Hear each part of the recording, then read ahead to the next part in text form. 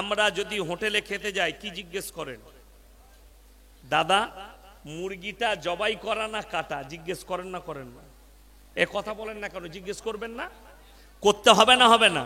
করতে হবে। কেন? মুসলমানের জন্য শর্ত হচ্ছে হালাল খাবার, ঠিক কি না? কথা বলেন, অন্য জনের জন্য নয়। আমি কবে বর্ধমানে এক জায়গায় বললে মেহমান আসবে, তো আমি খাসির মাংস নিতে গেলাম, আমাদের পরিচিত ছেলে বর্ধমান টাউনে। তো মাংস দিচ্ছে আমাকে, কত দেবো? 500 মতো দাও, খাসির মাংস নিলাম। তো একজন অমুসলিম ভাই এলো, সে এসে বললে দাদা মাংস পাওয়া যাবে? হ্যাঁ পাওয়া যাবে। আমাকে 700 মাংস দেন তো। তাকে কিন্তু জিজ্ঞেস করা লাগলো না, তার কিন্তু প্রয়োজন নাই।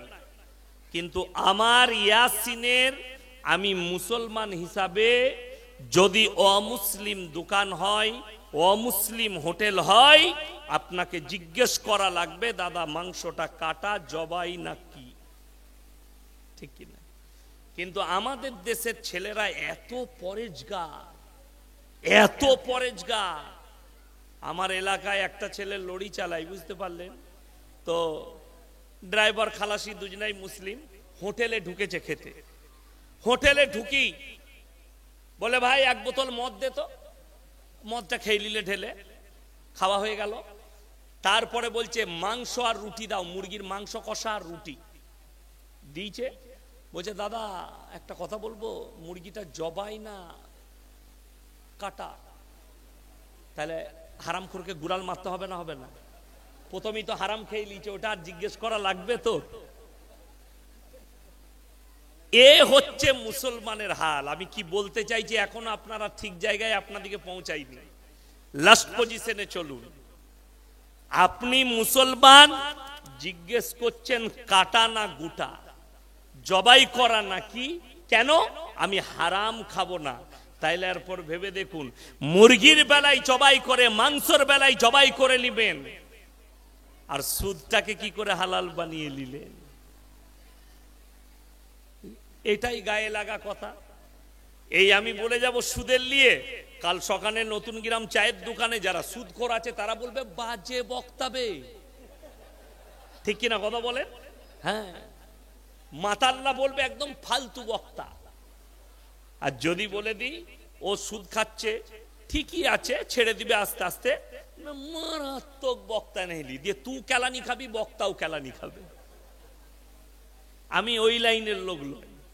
আমাকে যদি এখনই নতুন গ্রামের লোক বলে সুদ নিয়ে বায়ান করবেন না, মদ নিয়ে বায়ান করবেন, আমার গাড়ি লাগানো আছে, ড্রাইভারকে বলবো স্টার্ট কর, ঘর পালিয়ে যাবে, অসুবিধা নাই। কেন? আমার চাকরির ভয় নাই। ভয় আছে? ইমাম সাহেবের চাকরির ভয় আছে, বলে দিই চাকরি চলে যাবে। বাস্তব কথা বলছি, এটা হাসি নয়, আমার কাছে প্রুফ আছে। ইমাম সাহেব সুদ নিয়ে বায়ান করেছে। এটা মুর্শিদাবাদ জেলা নয়, আমি কোন জেলার কথা বলবো না। যদি তারা আমার বায়ান শুনে ইমামের পায়ে হাতে ধরে ক্ষমা চাইবে।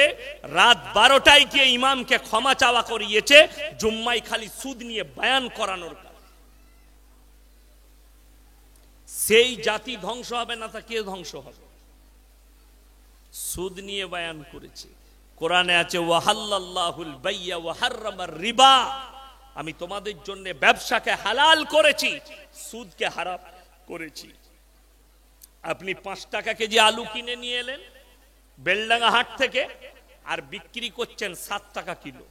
আপনি বললেন ভাই আমি 5 টাকায় কিনেছি, 7 টাকার নিচে দিতে পারবো না, আমার কিনা আছে 5 টাকা, 2 টাকা 50 পয়সা ক্যারিং খরচ, 1.5 টাকা লাভ করব, সম্পূর্ণ হালাল।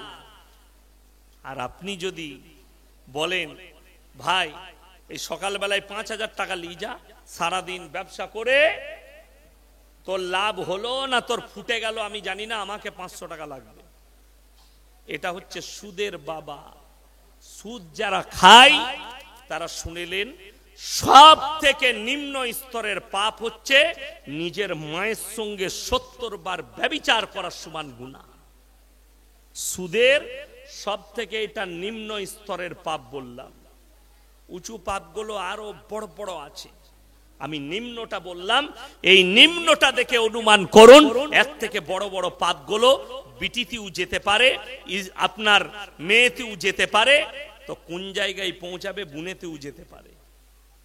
ওই জন্য মুসলমান ভাই, আল্লাহ ব্যবসাকে হালাল করেছে, আপনি খাবারটা হালাল চাইছেন, প্লেটে মুরগিটা জবাই, গরুর মাংসটা জবাই, খাসিটা যেন জবাই হয়, জবাই না হলে মাংস লুবো না, যেন হালাল হয়। আর আপনার প্লেটে যে খাবারটা আসছে সেই টাকাটা হালাল কিনা আপনাকে দেখতে হবে না, অত সহজ। আমি কামরায় শুয়েছিলাম, হাওড়া থেকে একজন ভদ্রলোক ফোন করলে, বলছে আপনার বক্তব্য শুনছিলাম, হারাম হালাল নিয়ে বলেছেন, সুদের পয়সা নিয়ে বলেছেন, তো আপনারা জলসা করতে যান, কত সুদখোর চাঁদা দেয় এর ব্যাখ্যা আছে, আপনারা কতজনের ঘরে খান। আমি আপনাদিকে বলি, নতুন গ্রামের ভাইয়েরা আমাদিকে বক্তাদিকে দাওয়াত দিয়েছে, আচ্ছা আমি কেউ কি চিনি যে কে কি করে, কথা বলবেন, আমি কিন্তু কেউ কি চিনি না, সবাই আমার কাছে ভালো। এরপর কমিটির দায়িত্ব, যারা আমাকে দাওয়াত দিয়েছে তাদের দায়িত্ব যে তারা আমাকে হারাম পয়সা, সুদের পয়সা দিবে না, সুদখোরের পয়সার টাকা আমাকে দিবে না, আমাকে হারাম খাবার খাওয়াবে না, হালাল খাওয়ানোর দায়িত্ব কার? কমিটি। আমি কোনো বেধর্মীর দাওয়াতে আসিনি যে তারা জানে না আমাকে হারাম খাইয়ে দিয়েছে, আমি না জেনে শুনে খেয়ে নিয়েছি। এই আমাকে কালকে প্রশ্ন করেছে একজন যে হুজুর বিশ্বকর্মা উপলক্ষে পুজোর প্রসাদ দিয়েছে, ওটা কি জায়েজ আছে? আমি বললাম সম্পূর্ণ হারাম, সম্পূর্ণ হারাম। অনেক মিস্ত্রি ভাই ফোন করছে, রাজমিস্ত্রি, অমুক জায়গায় কাজ করি কলকাতায়, তো যে মালিকের বাড়িতে কাজ করি তারা পুজো দিয়েছে, পুজোর প্রসাদ দিচ্ছে, চলবে? হারাম। আপনি বলে দেন এটা ইসলামের জন্য জায়েজ নেই। কেন? হক কথা বলে দিলে রাগ করবে, তোমাকে কাজ থেকে বার করে দিবে। অনেকজন মনে করে আমি যদি কাজ না পাই, তাহলে তুমি সেই মালিকের উপরে বিশ্বাস রাখো, তোমার সৃষ্টিকর্তার উপরে নয়, যে তোমাকে জীবিত রেখেছে, যার কাছে, যার কবজায় তোমার জান আছে, যার কবজায় তোমার প্রাণ আছে, আল্লাহর কসম সে আল্লাহই তোমাকে রুজি দান করবে। জোরে বলুন সুবহানাল্লাহ। তার উপরে ভরসা রাখো। সবাই একবার বলুন, রুজির মালিক কে? একমাত্র আল্লাহ রাব্বুল আলামিন। তার উপরে যদি বিশ্বাস থাকে, তো আমাকে বললে হুজুর কোরআনের দলিল দে, আমি দলিল দিয়েছি। ইন্নামা হাররামা আলাইকুমুল মাইতাতা ওয়াদ-দামা ওয়া লাহমাল খিনজির ওয়া মা উহিল্লা বিহি লিগাইরিল্লাহ। প্রবাহিত রক্ত, মরা জন্তুর মাংস, শুয়োরের মাংস, আল্লাহ ব্যতীত অপরের নামে উৎসর্গিত জিনিস তোমাদের জন্য হারাম করা হয়েছে। আচ্ছা আপনি বলুন, সরস্বতী আর আল্লাহ কি এক? কথা বলে না? না, সরস্বতী একটা দেবী, হিন্দু ভাইদের তারা পুজো করছে, ঠিকই আছে, হ্যাঁ তাদের কাছে তাদের দেবী ঠিকই আছে, আমি কেউ অসম্মান করিনি। কিন্তু একটা মুসলমানের বিশ্বাস একমাত্র আল্লাহর উপরে থাকবে। জোরে বলুন ইনশাআল্লাহ। আল্লাহর উপরে, আল্লাহ ছাড়া পৃথিবীতে কোনো মাবুদ নেই। কোরআনে আল্লাহ সূরা বাকারায় বললেন, আল্লাহ ব্যতীত কারুর নামে উৎসর্গ হলে, আপনি যদি নিয়ত করেন যে আমি যদি কাজে সাকসেসফুল হয়, আমার ছেলে চাকরি পাই, আমি গোটা গ্রামের মানুষকে খানা খাওয়াবো, আলহামদুলিল্লাহ, খুব ভালো জিনিস। আল্লাহর রাস্তায় একটা গরু করে, আল্লাহর রাস্তায় একটা ছাগল জবাহ করে এতিম মিসকিনকে, গরিবকে, মুসল্লিকে খাওয়াবো, দারুণ নিয়ম, জায়েজ আছে। ওই খানা আমি ইয়াসিন পৌঁছে গেছি আপনার গ্রামে, মুসাফির আদায় করতে এসেছি মাদ্রাসা, দেখলাম একজন আল্লাহর রাস্তায় গরু কুরবানি করে মুসল্লিদিকে খাওয়াচ্ছে, সেই খাবারটা আমিও খেতে পাবো, কোনো অসুবিধা নেই। কিন্তু আল্লাহ ব্যতীত অপরের নামে উৎসর্গ হলে সেটা সম্পূর্ণ হারাম মুসলমানদের জন্য। এরপর বলি, অনেক ভাই বলেছে পুজো উপলক্ষে আমাদেরকে দাওয়াত দিয়েছে, হ্যাঁ যে ভাই আমাদের বাড়িতে আজকে, আমাদের ওখানে খানা খাবি, কিলাবে সরস্বতী পুজো উপলক্ষে একটা খানার ব্যবস্থা করেছি। যদিও খাবারটা হালাল হয়, মাছ করেছে, ডাল করেছে, সবজি করেছে, তারপরেও উদ্দেশ্যটার কারণে হারাম।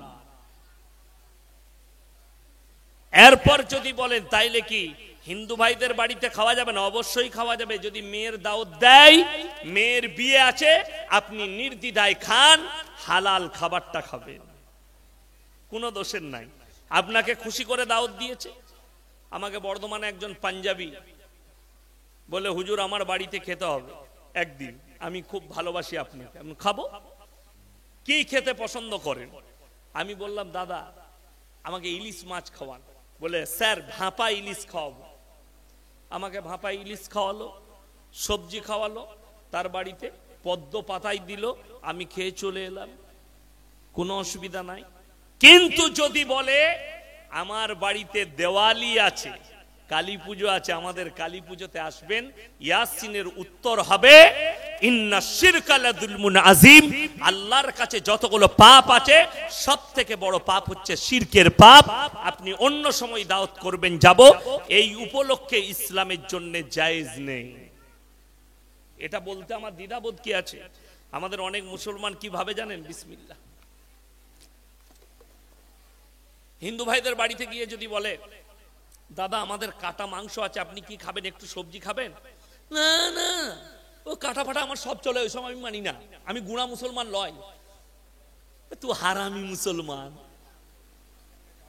গুণা তো অনেক ভালো।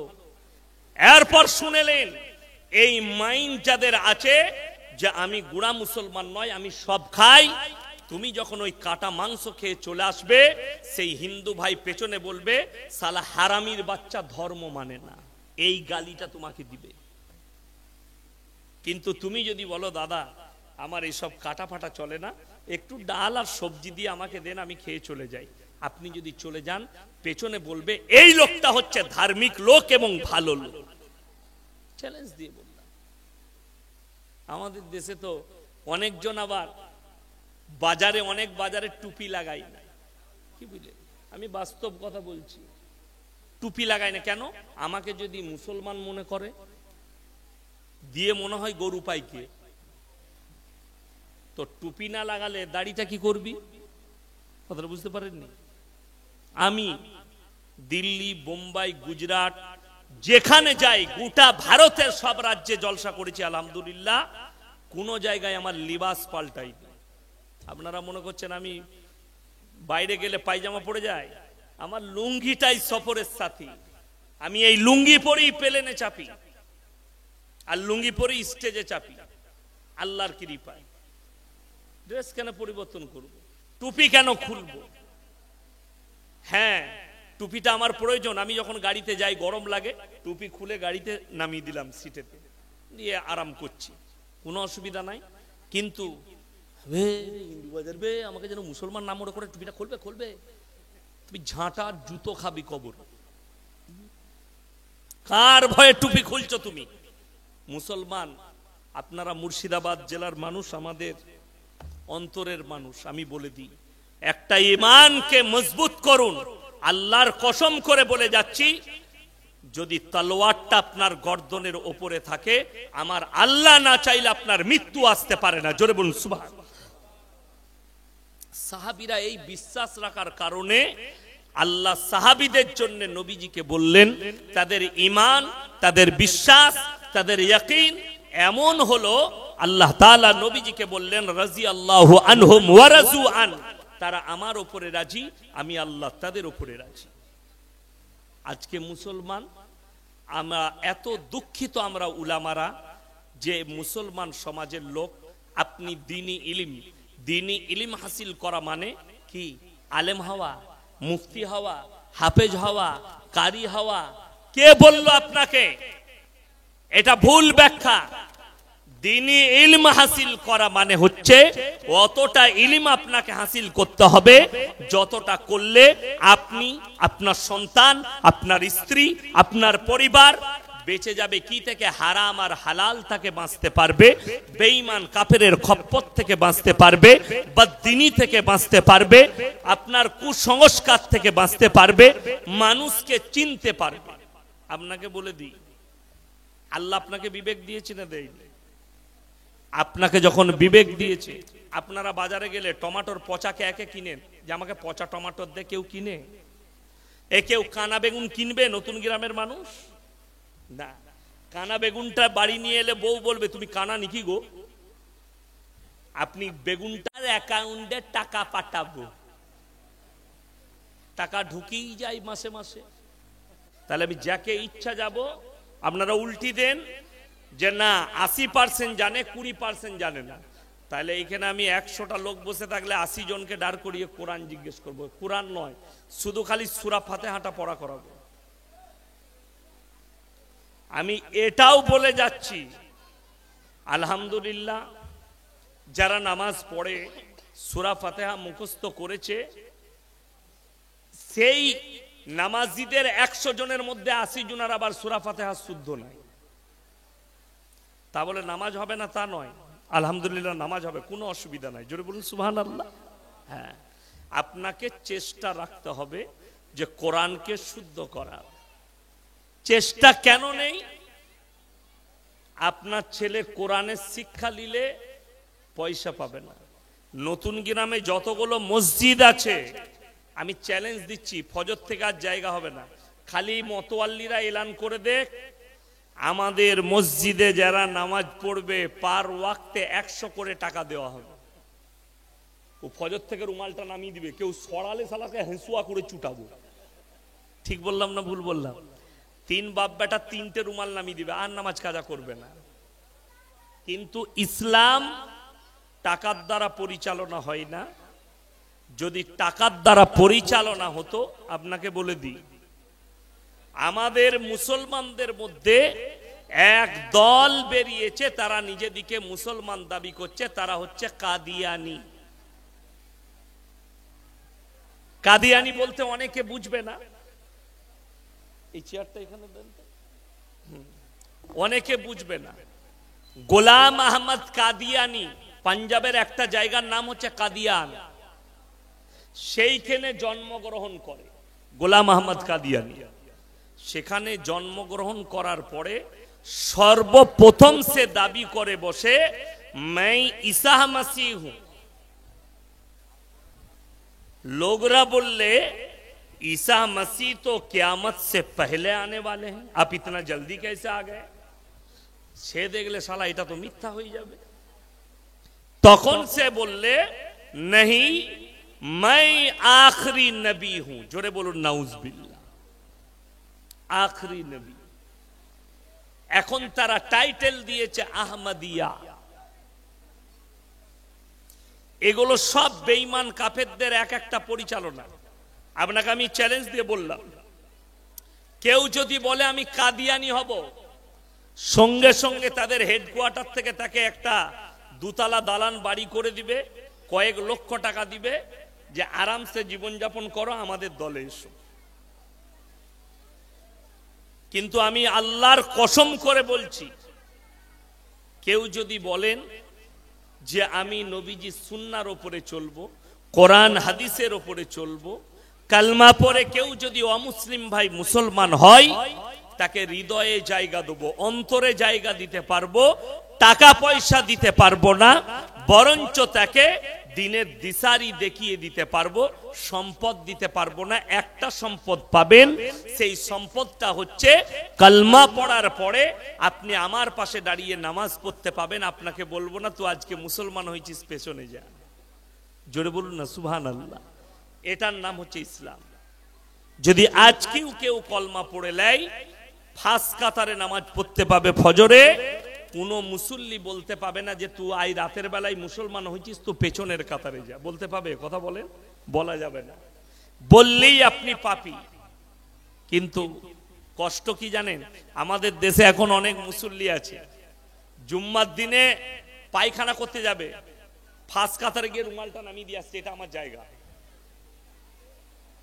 একজন প্রতি জুম্মায় এক জায়গায় বসে, আসছে লাস্টে দেখি দেখি দেখি করে ঘাড়ে পা দিয়ে দিয়ে ফাঁস কাতারে যাবে। উনি হজ করে এই যে হাজি সাহেব, তো হাজি সাহেব হয়েছে বলে সে কি লাপি লাপি ফাঁস কাতারে যাবে? এর থেকে বড় মসজিদে অপরাধ আর কিছু হতে পারে না। যে ফার্স্টে আসবে, সে যদি ভিখারি হয়, ভিক্ষুক হয়, যে ফার্স্ট আসবে ফাঁস কাতারে বসবে, তাকে তুমি মালদার হওয়ার পরও সরানো যাবে না। যদি বাদশা ফারহাদ হয়, সালমান বিন প্রিন্স সালমান হয়, তারপরেও তুমি সরাতে পাবে না। কেন?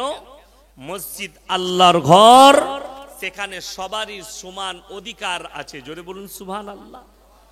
ভিখারি নেই, বড়লোক ধনী দরিদ্র মসজিদে নেই আল্লাহর ইবাদতে। ওটা বাইরে করবি, কারখানায় করবি, রাস্তায় করবি, চায়ের দোকানে করবি, আল্লাহর ঘরে চলবে না। মুসলমান বলে দিই, আপনার কাছে দুনিয়াবি এডুকেশন নাই, দ্বীনি শিক্ষা নেই। আপনারা যারা এখানে আছেন, যদি বহরমপুর যান, একটা এক্সাম্পল দিচ্ছি, কলকাতা যান, ব্যাঙ্গালোর যান, বোম্বাইয়ে যান, মুসলমানদের জন্য শুনেলেন, খুব সূক্ষ্মভাবে শুনবেন। আমরা যদি হোটেলে খেতে যাই, কি জিজ্ঞেস করেন?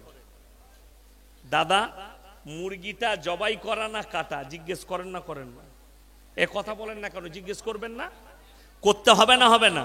করতে হবে। কেন? মুসলমানের জন্য শর্ত হচ্ছে হালাল খাবার, ঠিক কি না? কথা বলেন, অন্য জনের জন্য নয়। আমি কবে বর্ধমানে এক জায়গায় বললে মেহমান আসবে, তো আমি খাসির মাংস নিতে গেলাম, আমাদের পরিচিত ছেলে, বর্ধমান টাউনে। তো মাংস দিচ্ছে আমাকে, কত দেবো? 500 মতো দাও, খাসির মাংস নিলাম। তো একজন অমুসলিম ভাই এলো, সে এসে বললে, দাদা মাংস পাওয়া যাবে? হ্যাঁ পাওয়া যাবে। আমাকে 700 মাংস দেন তো। তাকে কিন্তু জিজ্ঞেস করা লাগলো না, তার কিন্তু প্রয়োজন নাই। কিন্তু আমার ইয়াসিনের, আমি মুসলমান হিসাবে যদি অমুসলিম দোকান হয়, অমুসলিম হোটেল হয়, আপনাকে জিজ্ঞেস করা লাগবে, দাদা মাংসটা কাটা জবাই নাকি? ঠিক কিনা? কিন্তু আমাদের দেশের ছেলেরা এত পরেজগার, এত পরেজগার। আমার এলাকায় একটা ছেলে লরি চালায়, বুঝতে পারলেন তো? ড্রাইভার খালাসি দুজনাই মুসলিম। হোটেলে ঢুকেছে খেতে, হোটেলে ঢুকি বলে, ভাই এক বোতল মদ দে তো। মদটা খেয়ে নিলে ঢেলে, খাওয়া হয়ে গেল। তারপরে বলছে মাংস আর রুটি দাও, মুরগির মাংস কষা আর রুটি দিয়েছে। বলছে দাদা একটা কথা বলবো, মুরগিটা জবাই না কাটা? তাহলে হারামখোরকে গুড়াল মারতে হবে না হবে না? প্রথমেই তো হারাম খেয়ে নিয়েছে, ওটা আর জিজ্ঞেস করা লাগবে তো? এ হচ্ছে মুসলমানের হাল। আমি কি বলতে চাইছি, এখন আপনারা ঠিক জায়গায় আপনাদিকে পৌঁছাইনি, লাস্ট পজিশনে চলুন। আপনি মুসলমান, জিজ্ঞেস করছেন কাটা না গুটা, জবাই করা নাকি? কেন? আমি হারাম খাবো না। তাইলে এরপর ভেবে দেখুন, মুরগির বেলায় জবাই করে, মাংসের বেলায় জবাই করে নিবেন, আর সুদটাকে কি করে হালাল বানিয়ে নিলেন? এটাই গায়ে লাগা কথা। এই আমি বলে যাব সুদের নিয়ে, কাল সকালে নতুন গ্রাম চায়ের দোকানে যারা সুদখোর আছে তারা বলবে বাজে বক্তাবে, ঠিক কিনা কথা বলেন? হ্যাঁ, মাতাল্লা বলবে একদম ফালতু বক্তা। আর যদি বলে দিই ও সুদ খাচ্ছে, ঠিকই আছে, ছেড়ে দিবে আস্তে আস্তে, মারাত্মক বক্তা নেই দিয়ে তুই কেলানি খাবি, বক্তাও কেলানি খাবে। আমি ওই লাইনের লোক নই। আমাকে যদি এখনই নতুন গ্রামের লোক বলে সুদ নিয়ে বায়ান করবেন না, মদ নিয়ে বায়ান করবেন, আমার গাড়ি লাগানো আছে, ড্রাইভারকে বলবো স্টার্ট কর, ঘর পালিয়ে যাবে, অসুবিধা নাই। কেন? আমার চাকরির ভয় নাই। ভয় আছে? ইমাম সাহেবের চাকরির ভয় আছে, বলে দিই চাকরি চলে যাবে। বাস্তব কথা বলছি, এটা হাসি নয়, আমার কাছে প্রুফ আছে। ইমাম সাহেব সুদ নিয়ে বায়ান করেছে। এটা মুর্শিদাবাদ জেলা নয়, আমি কোন জেলার কথা বলবো না। যদি তারা আমার বায়ান শুনে ইমামের পায়ে হাতে ধরে ক্ষমা চাইবে। রাত 12টায় গিয়ে ইমামকে ক্ষমা চাওয়া করিয়েছে, জুম্মায় খালি সুদ নিয়ে বায়ান করানোর কাজ। সেই জাতি ধ্বংস হবে না, তা কে ধ্বংস হবে? সুদ নিয়ে বায়ান করেছে। কোরআনে আছে ওয়াহাল্লাল্লাহুল বাইয়া ওয়া হাররামার রিবা, আমি তোমাদের জন্য ব্যবসাকে হালাল করেছি, সুদকে হারাম করেছি। আপনি 5 টাকা কেজি আলু কিনে নিয়ে এলেন বেলডাঙ্গা হাট থেকে, আর বিক্রি করছেন 7 টাকা কিলো। আপনি বললেন ভাই আমি 5 টাকায় কিনেছি, 7 টাকার নিচে দিতে পারবো না, আমার কিনা আছে 5 টাকা, 2 টাকা 50 পয়সা ক্যারিং খরচ, 1.5 টাকা লাভ করব, সম্পূর্ণ হালাল। আর আপনি যদি বলেন ভাই এই সকালবেলায় 5,000 টাকা নিয়ে যা, সারাদিন ব্যবসা করে তোর লাভ হলো না তোর ফুটে গেল আমি জানি না, আমাকে 500 টাকা লাগবে, এটা হচ্ছে সুদের বাবা। সুদ যারা খায় তারা শুনেলেন সব থেকে নিম্ন স্তরের পাপ হচ্ছে নিজের মায়ের সঙ্গে 70 বার ব্যভিচার করার সমান গুনাহ। সুদের সব থেকে এটা নিম্ন স্তরের পাপ বললাম, উঁচু পাপগুলো আরো বড় বড় আছে, আমি নিম্নটা বললাম। এই নিম্নটা দেখে অনুমান করুন এর থেকে বড় বড় পাপগুলো বিটিতেও যেতে পারে, আপনার মেয়েতেও যেতে পারে, তো কোন জায়গায় পৌঁছাবে বুনেতেও যেতে পারে। ওই জন্য মুসলমান ভাই, আল্লাহ ব্যবসাকে হালাল করেছে, আপনি খাবারটা হালাল চাইছেন, প্লেটে মুরগিটা জবাই, গরুর মাংসটা জবাই, খাসিটা যেন জবাই হয়, জবাই না হলে মাংস লুবো না, যেন হালাল হয়। আর আপনার প্লেটে যে খাবারটা আসছে সেই টাকাটা হালাল কিনা আপনাকে দেখতে হবে না, অত সহজ। আমি কামরায় শুয়েছিলাম, হাওড়া থেকে একজন ভদ্রলোক ফোন করলেন, বলছে আপনার বক্তব্য শুনছিলাম, হারাম হালাল নিয়ে বলেছেন, সুদের পয়সা নিয়ে বলেছেন, তো আপনারা জলসা করতে যান, কত সুদখোর চাঁদা দেয় এর ব্যাখ্যা আছে, আপনারা কতজনের ঘরে খান। আমি আপনাদিকে বলি, নতুন গ্রামের ভাইয়েরা আমাদিকে বক্তাদিকে দাওয়াত দিয়েছে, আচ্ছা আমি কেউ কি চিনি যে কে কি করে, কথা বলবেন, আমি কিন্তু কেউ কি চিনি না, সবাই আমার কাছে ভালো। এরপর কমিটির দায়িত্ব, যারা আমাকে দাওয়াত দিয়েছে তাদের দায়িত্ব যে তারা আমাকে হারাম পয়সা সুদের পয়সা দিবে না, সুদখোরের পয়সার টাকা আমাকে দিবে না, আমাকে হারাম খাবার খাওয়াবে না, হালাল খাওয়ানোর দায়িত্ব কার? কমিটি। আমি কোনো বেধর্মীর দাওয়াতে আসিনি যে তারা জানে না আমাকে হারাম খাইয়ে দিয়েছে, আমি না জেনে শুনে খেয়ে নিয়েছি। এই আমাকে কালকে প্রশ্ন করেছে একজন যে হুজুর বিশ্বকর্মা উপলক্ষে পুজোর প্রসাদ দিয়েছে, ওটা কি জায়েজ আছে? আমি বললাম সম্পূর্ণ হারাম, সম্পূর্ণ হারাম। অনেক মিস্ত্রি ভাই ফোন করছে, রাজমিস্ত্রি, অমুক জায়গায় কাজ করি কলকাতায়, তো যে মালিকের বাড়িতে কাজ করি তারা পুজো দিয়েছে, পুজোর প্রসাদ দিচ্ছে, চলবে? হারাম। আপনি বলে দেন এটা ইসলামের জন্য জায়েজ নেই। কেন? হক কথা বলে দিলে রাগ করবে, তোমাকে কাজ থেকে বার করে দিবে। অনেকজন মনে করে আমি যদি কাজ না পাই, তাহলে তুমি সেই মালিকের উপরে বিশ্বাস রাখো, তোমার সৃষ্টিকর্তার উপরে নয়, যে তোমাকে জীবিত রেখেছে, যার কাছে যার কবজায় তোমার জান আছে, যার কবজায় তোমার প্রাণ আছে, আল্লাহর কসম সে আল্লাহই তোমাকে রুজি দান করবে। জোরে বলুন সুবহানাল্লাহ। তার উপরে ভরসা রাখো। সবাই একবার বলুন, রুজির মালিক কে? একমাত্র আল্লাহ রাব্বুল আলামিন। তার উপরে যদি বিশ্বাস থাকে, তো আমাকে বললে হুজুর কোরআনের দলিল দে, আমি দলিল দিয়েছি। ইন্নামা হাররামা আলাইকুমুল মাইতাতা ওয়াদ-দামা ওয়া লাহমাল খিনজির ওয়া মা উহিল্লা বিহি লিগাইরিল্লাহ। প্রবাহিত রক্ত, মরা জন্তুর মাংস, শুয়োরের মাংস, আল্লাহ ব্যতীত অপরের নামে উৎসর্গিত জিনিস তোমাদের জন্য হারাম করা হয়েছে। আচ্ছা আপনি বলুন, সরস্বতী আর আল্লাহ কি এক? কথা বলে না? না, সরস্বতী একটা দেবী, হিন্দু ভাইদের তারা পুজো করছে, ঠিকই আছে, হ্যাঁ তাদের কাছে তাদের দেবী ঠিকই আছে, আমি কেউ অসম্মান করিনি। কিন্তু একটা মুসলমানের বিশ্বাস একমাত্র আল্লাহর উপরে থাকবে। জোরে বলুন ইনশাআল্লাহ।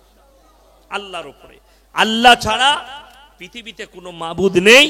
কোরআনে আল্লাহ সূরা বাকারায় বললেন, আল্লাহ ব্যতীত কারুর নামে উৎসর্গ হলে, আপনি যদি নিয়ত করেন যে আমি যদি কাজে সাকসেসফুল হয়, আমার ছেলে চাকরি পাই, আমি গোটা গ্রামের মানুষকে খানা খাওয়াবো, আলহামদুলিল্লাহ, খুব ভালো জিনিস। আল্লাহর রাস্তায় একটা গরু করে, আল্লাহর রাস্তায় একটা ছাগল জবাহ করে এতিম মিসকিনকে, গরিবকে, মুসল্লিকে খাওয়াবো।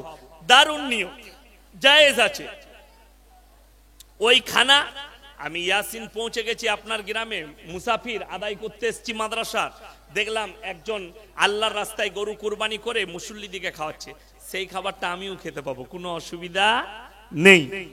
কিন্তু আল্লাহ ব্যতীত অপরের নামে উৎসর্গ হলে সেটা সম্পূর্ণ হারাম মুসলমানদের জন্য। এরপর বলি, অনেক ভাই বলেছে পুজো উপলক্ষে আমাদেরকে দাওয়াত দিয়েছে, হ্যাঁ, যে ভাই আমাদের বাড়িতে আজকে আমাদের ওখানে খানা খাবি, কিলাবে সরস্বতী পুজো উপলক্ষে একটা খানার ব্যবস্থা করেছি। যদিও খাবারটা হালাল হয়, মাছ করেছে, ডাল করেছে, সবজি করেছে, তারপরেও উদ্দেশ্যটার কারণে হারাম। এরপর যদি বলেন তাইলে কি হিন্দু ভাইদের বাড়িতে খাওয়া যাবে না? অবশ্যই খাওয়া যাবে। যদি মেয়ের দাওয়াত দেয়, মেয়ের বিয়ে আছে, আপনি নির্দ্বিধায় খান, হালাল খাবারটা খাবেন, কোনো দোষের নাই। আপনাকে খুশি করে দাওয়াত দিয়েছে। আমাকে বর্ধমানে একজন পাঞ্জাবি বলে, হুজুর আমার বাড়িতে খেতে হবে একদিন, আমি খুব ভালোবাসি আপনাকে, আমি খাবো। কি খেতে পছন্দ করেন? আমি বললাম দাদা আমাকে ইলিশ মাছ খাওয়ান। বলে স্যার ভাপা ইলিশ খাওয়াবো।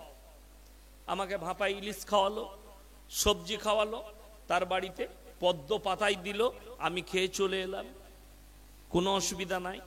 কিন্তু যদি বলে আমার বাড়িতে দেওয়ালি আছে, কালী পুজো আছে, আমাদের কালী পুজোতে আসবেন, ইয়াসিনের উত্তর হবে ইন্না শিরকা লাযুলমুন আযীম, আল্লাহর কাছে যতগুলো পাপ আছে সব থেকে বড় পাপ হচ্ছে শিরকের পাপ। আপনি অন্য সময় দাওয়াত করবেন যাব, এই উপলক্ষে ইসলামের জন্য জায়েজ নেই। এটা বলতে আমার দ্বিধাবোধ কি আছে? আমাদের অনেক মুসলমান কি ভাবে জানেন? বিসমিল্লাহ, হিন্দু ভাইদের বাড়িতে গিয়ে যদি বলে দাদা আমাদের কাটা মাংস আছে, আপনি কি খাবেন, একটু সবজি খাবেন? না না, ও কাটা ফাটা আমার সব চলে, ওই সময় আমি মানি না, আমি গুণা মুসলমান লয়। তুই হারামি মুসলমান, গুণা তো অনেক ভালো। এরপর শুনেলেন এই মাইন্ড যাদের আছে যে আমি গুণা মুসলমান নয়, আমি সব খাই, তুমি যখন ওই কাটা মাংস খেয়ে চলে আসবে, সেই হিন্দু ভাই পেছনে বলবে সালা হারামির বাচ্চা, ধর্ম মানে না, এই গালিটা তোমাকে দিবে। কিন্তু তুমি যদি বলো দাদা আমার এইসব কাটা ফাটা চলে না, একটু ডাল আর সবজি দিয়ে আমাকে দেন, আমি খেয়ে চলে যাই, আপনি যদি চলে যান, পেছনে বলবে এই লোকটা হচ্ছে ধার্মিক লোক এবং ভালো লোক। চ্যালেঞ্জ দিয়ে বললাম। আমাদের দেশে তো অনেকজন আবার বাজারে, অনেক বাজারে টুপি লাগাই না, কি বুঝলে, আমি বাস্তব কথা বলছি, টুপি লাগাই না কেন? আমাকে যদি মুসলমান মনে করে, দিয়ে মনে হয় গরু পাইকে, তো টুপি না লাগালে দাড়িটা কি করবি? কথাটা বুঝতে পারেননি? আমি দিল্লি, বোম্বাই, গুজরাট যেখানে যাই, গোটা ভারতের সব রাজ্যে জলসা করেছি আলহামদুলিল্লাহ, কোন জায়গায় আমার লিবাস পাল্টাই। আপনারা মনে করছেন আমি বাইরে গেলে পায়জামা পরে যাই? আমার লুঙ্গিটাই সফরের সাথী। আমি এই লুঙ্গি পরেই প্লেনে চাপি, আর লুঙ্গি পরেই স্টেজে চাপি, আল্লাহর কৃপায়। ড্রেস কেন পরিবর্তন করব? টুপি কেন খুলবো? হ্যাঁ, টুপিটা আমার প্রয়োজন। আমি যখন গাড়িতে যাই, গরম লাগে, টুপি খুলে গাড়িতে নামিয়ে দিলাম সিটেতে, দিয়ে আরাম করছি, কোনো অসুবিধা নাই। কিন্তু হিন্দু বাজার বে আমাকে যেন মুসলমান নাম মনে করে টুপিটা খুলবে, খুলবে, তুমি ঝাঁটা জুতো খাবি কবর। কার ভয়ে টুপি খুলছো তুমি? মুসলমান আপনারা মুর্শিদাবাদ জেলার মানুষ, আমাদের অন্তরের মানুষ। আমি বলে দিই, একটা ঈমানকে মজবুত করুন। আল্লাহর কসম করে বলে যাচ্ছি, যদি তলোয়ারটা আপনার গর্দনের ওপরে থাকে, আমার আল্লাহ না চাইলে আপনার মৃত্যু আসতে পারে না। জোরে বলুন সুবহানাল্লাহ। সাহাবীরা এই বিশ্বাস রাখার কারণে আল্লাহ সাহাবীদের জন্য নবীজিকে বললেন, তাদের ঈমান, তাদের বিশ্বাস, তাদের ইয়াকিন এমন হলো, আল্লাহ তাআলা নবীজিকে বললেন রাদিয়াল্লাহু আনহুম ওয়া রাযু আন, তারা আমার ওপরে রাজি, আমি আল্লাহ তাদের ওপরে রাজি। আজকে মুসলমান আমরা এত দুঃখিত, আমরা উলামারা, যে মুসলমান সমাজের লোক আপনি দ্বীনি ইলম হাসিল করা মানে কি? আলেম হওয়া, মুফতি হওয়া, হাফেজ হওয়া, কারি হওয়া? কে বলল আপনাকে? এটা ভুল ব্যাখ্যা। দ্বীনি ইলম হাসিল করা মানে হচ্ছে অতটা ইলম আপনাকে হাসিল করতে হবে যতটা করলে আপনি, আপনার সন্তান, আপনার স্ত্রী, আপনার পরিবার বেঁচে যাবে কি থেকে? হারাম আর হালাল থেকে বাঁচতে পারবে, বেঈমান কাফেরের খপ্পত থেকে বাঁচতে পারবে, বদ্দিনী থেকে বাঁচতে পারবে, আপনার কুসংস্কার থেকে বাঁচতে পারবে, মানুষকে চিনতে পারবে। আপনাকে বলে দিই, আল্লাহ আপনাকে বিবেক দিয়েছে না দেয়নি?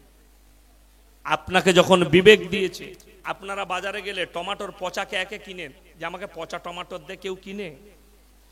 কেউ কানা বেগুন কিনবে নতুন গ্রামের মানুষ? না। কানা বেগুনটা বাড়ি নিয়ে এলে বউ বলবে তুমি কানা নাকি গো? আপনি বেগুনটার অ্যাকাউন্টে টাকা পাঠাবো,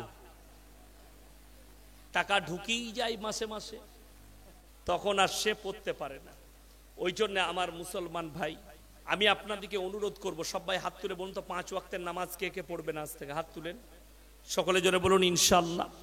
5 ওয়াক্তের নামাজ, দ্বীনি শিক্ষা, কোনো কিতাব পড়ে হোক, কোনো আলেমের কাছে উঠা বসা করে হোক, কিংবা কোনো মাদ্রাসায় পড়াশোনা করে হোক, আপনার সন্তানকে আপনি দ্বীনি শিক্ষা অবশ্যই দিবেন, অবশ্যই দেন।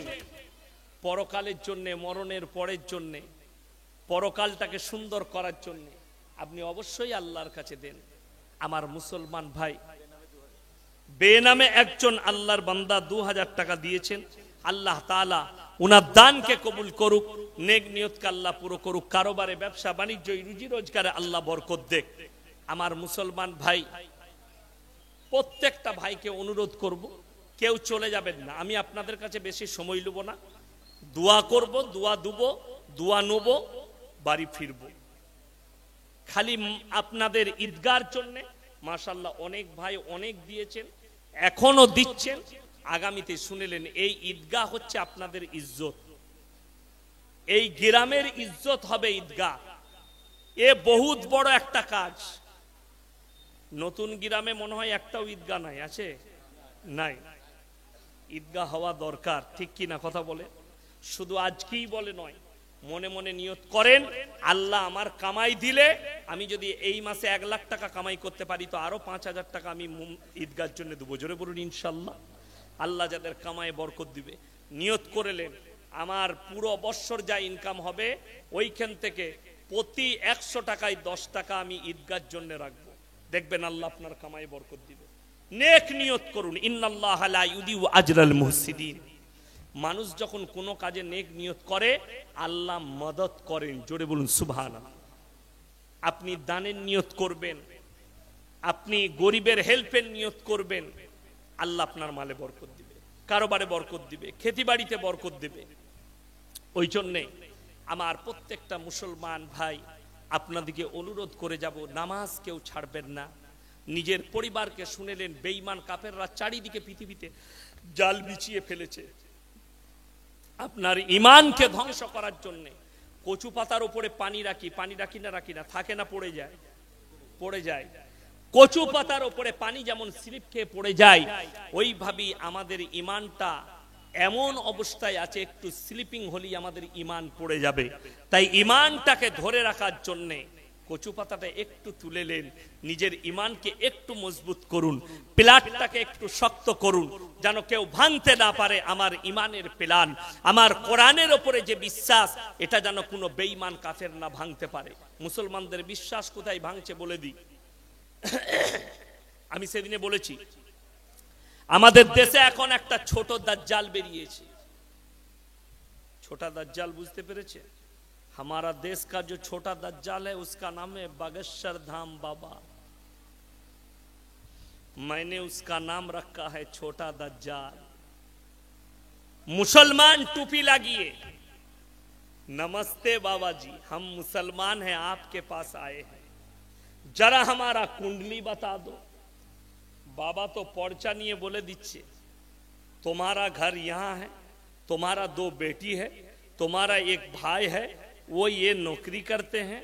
सब बोले দিচ্ছে, মুসলমানরা বলছে শালা আমাদের মৌলবীরা করলে কি, তাই না?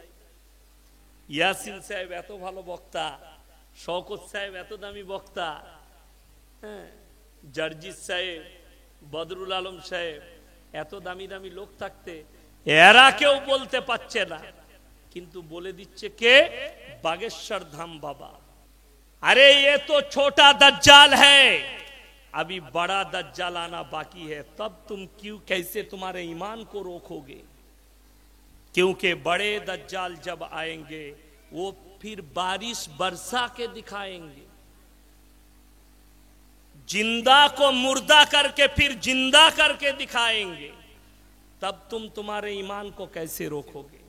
हमारे आका नबी करीम सल्लल्लाहु अलैहि वसल्लम ने फरमाया, हमारे बाद अगर किसी ने ऐसा कोई चीज बताया जो तुम्हें ताज्जुब लगे, वो जादू के सिवा और कुछ है नहीं।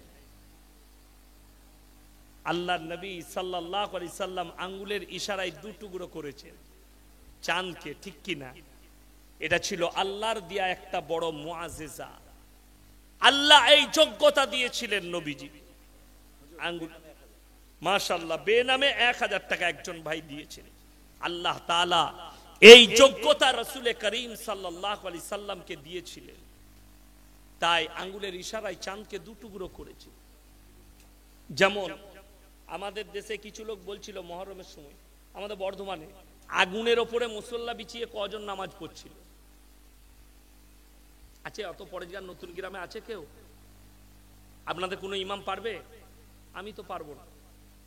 মুসল্লা আগুনের ওপরে কাঠের আঁচ করেছে, কয়লার আঁচ, তার উপরে মুসল্লা বিছিয়ে নামাজ পড়ছে। বলে দেখেছো কত বড় ওলি? আমি বলেছি আগুনের ওপরে নামাজ তখন পড়া যায়, গাঁজা না মদ না খেলে আগুনের ওপরে নামাজ পড়া যাবে না। যদি বলেন কেন? একটা বুজুর্গদের দিন আল্লাহর হাবিব সাল্লাল্লাহু আলাইহি সাল্লাম পৃথিবীর আদি থেকে অন্ত পর্যন্ত সৃষ্টির শ্রেষ্ঠ, এতগুলো হাদিস বর্ণনা করেছেন নবীজি, এতগুলো হাদিসের কিতাব, এতগুলো ইমাম, এতগুলো সাহাবী, কেউ কোনোদিন মুসল্লা আগুনের উপরে বিছিয়ে নামাজ পড়ল না। যখন ই পড়ছে জানবেন ই মূর্খ। কি বললেন? ই হচ্ছে মূর্খ। আরো বলে দিই, এই আমার একটা বায়ান বেরিয়েছে 24 পরগনায়, একটা মেয়ে গজল গায়, কি জানেন? বিসমিল্লাহ বলে গিলাস তোলে গালে ঢেলে নিল, বিসমিল্লাহর ওসিলাই বিষ পানি হয়ে গেল। আর মেয়েরা বলে কি গজল পড়লে দারুণ। গজলের মানেও জানে না, মতলবও জানে না। কেউ যদি জেনে শুনে মুখেতে বিষটা ঢালে, তার থেকে বড় পাপ কাজ আর কিছু নেই। কেন? কোরআনে আছে তোমরা নিজেদের জীবনকে কষ্ট দিও না, আর আমার নবীজি বলেছে আত্মহত্যা করা পাপ। যদি কি বলে? বিসমিল্লাহ বলে ভুল করে মুখেতে বিষ ঢেলে নিল, বিষের ওসিলাই, বিসমিল্লাহর ওসিলাই বিষ পানি হয়ে গেল। কথাটা ঠিক ছিল, মাশাআল্লাহ। আবার বেনামে 1000 টাকা। আল্লাহ দানকে কবুল করুক, নেক নিয়তকে আল্লাহ পুরো করুক।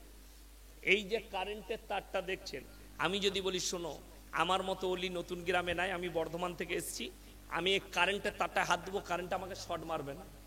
কি করতে হবে? আমার পটল তুলে যাবে, অ্যাম্বুলেন্সে করে আমাকে ঘরে দিয়ে আসতে হবে, মাল মুড়ে গেছে, কারেন্টের তার ছুঁই ছিল দিয়ে, ঠিক কি না? কেন? ঈশ্বর চিনে, এই হুজুর কেউ চিনে না, ওর সিফাত হচ্ছে ঝটকা মারবো। কেউ যদি বিসমিল্লাহ বলে সাপের গর্তে হাত ভরে, সাপ চুমু খাবে না কামড়াবে? কামড়াবে। কেন? ওর সিফাত তো এটা। সিফাত মানে হচ্ছে চরিত্র, সাপের চরিত্র হচ্ছে কামড়ানো। যদি বলেন আল্লাহর ওলি হলে কামড়াবে না, ওরে নেমো খারাম। হযরতে আবু বকরের থেকে বড় ওলি পৃথিবীতে আর কেউ জন্মায়নি। আপনারা কি বলছেন বলুন? নবীজি বললেন আবু বকর সিদ্দিক মানে সত্যবাদী। জোরে বলুন সুবহানাল্লাহ। গুহার মধ্যে নবীজি ডান রানে, নবীজি আবু বকরের ডান রানে মাথাটা রেখে ঘুমাচ্ছেন, ছিদ্র করে রুমাল ছিঁড়ে ছিঁড়ে বন্ধ করছেন। সাপে এসে দংশন করেছে আবু বকরকে। সাপ আবু বকরকে চিনল না, ফুটো মৌলবি ইয়াসিনকে কি করে চিনবে? ওই জন্য ইসলাম শরীয়তে হারাম। যদি বোঝা যায় এই গর্তের মধ্যে সাপ আছে, তুমি আঙ্গুল ভরতে পাবে না, আঙ্গুল ভরলে তুমি পাপ করলে।